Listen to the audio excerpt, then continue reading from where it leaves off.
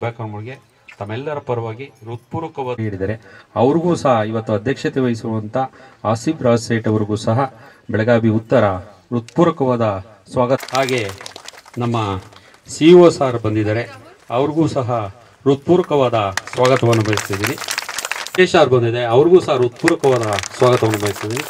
ಹಾಗೆ ಇಲ್ಲಿ ಕಾರ್ಪೊರೇಟರ್ ಆದಂತ ತುಂಬಾ ದಿನದಿಂದ ನಾಗರಾಜ್ ಅವರು ಹೇಳ್ತಾ ಇದ್ರು, ಇದು ನನ್ನ ಕನಸಿನ ಕೂಸು ಅಂತ. ಹೌದು, ಅಧಿಕಾರ ಸಿಕ್ಕ ಮೇಲೆ ತಮ್ಮ ಜಿಲ್ಲೆಗೆ ಏನಾದ್ರೂ ಮಾಡಬೇಕು ಅನ್ನುವಂತ ಒಂದು ಹಂಬಲ ಇತ್ತು. ಇಡೀ ರಾಜ್ಯದಲ್ಲಂತರೂ ಗೃಹಲಕ್ಷ್ಮಿಯಿಂದ ಮನೆ ಮಾತು ಆಗಿದ್ದೀವಿ. ಆದ್ರೆ ಬೆಳಗಾವಿ ಜಿಲ್ಲೆಗೆ, ತವರು ಜಿಲ್ಲೆಗೆ ಏನಾದ್ರೂ ಮಾಡಬೇಕು ಅನ್ನುವಂತ ಆಸೆ ಇತ್ತು. ಆಸೆಯಲ್ಲಿ ರಾಜಧಾನಿ ಅಂತ ನಾವು ಬೆಳಗಾವಿಯನ್ನ ಹೇಳ್ತಾ ಇರ್ತೀವಿ. ಆ ಪ್ರಕಾರ ಬೆಳಗಾವಿ ಬೆಳೀತಾ ಇದೆ, ಎಲ್ಲ ಕಡೆ ಬೆಳಗಾವಿ ಜಿಲ್ಲೆ ಇವತ್ತು ಬೆಳೀತಾ ಇದೆ.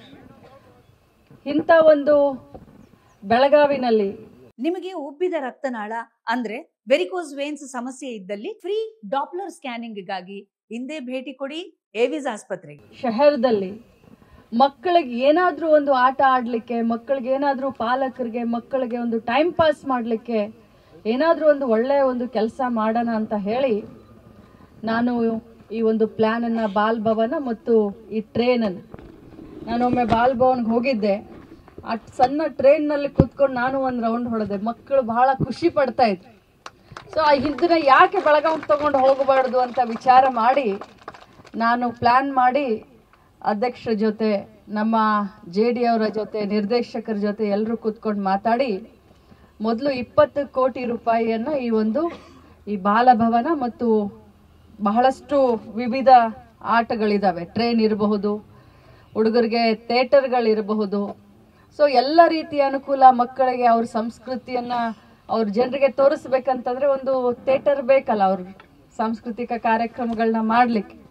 ಸೊ ಇದೆಲ್ಲ ಸುಸಜ್ಜಿತ ಒಂದು ಬಾಲ್ ಭವನ ನಿರ್ಮಾಣ ಮಾಡಬೇಕು ಅಂತ ಹೇಳಿ ಈ ಒಂದು ಜಾಗ ತಗೊಳ್ಳೋಣ ಅಂತ ನಾನು 4 ಎಕರೆ ಜಮೀನನ್ನ ಮಾನ್ಯ DC ಅವ್ರ ಮುಖಾಂತರ ತಗೊಂಡು, ಇವತ್ತು ಈ ಒಂದು ಜಮೀನಿನ ಕಾಸ್ಟ್ ಅನ್ನೇ ನಾವು ನೋಡಿದ್ರೆ ಸುಮಾರು 100 ಕೋಟಿಗಿಂತ ಜಾಸ್ತಿ ಆಗುತ್ತೆ.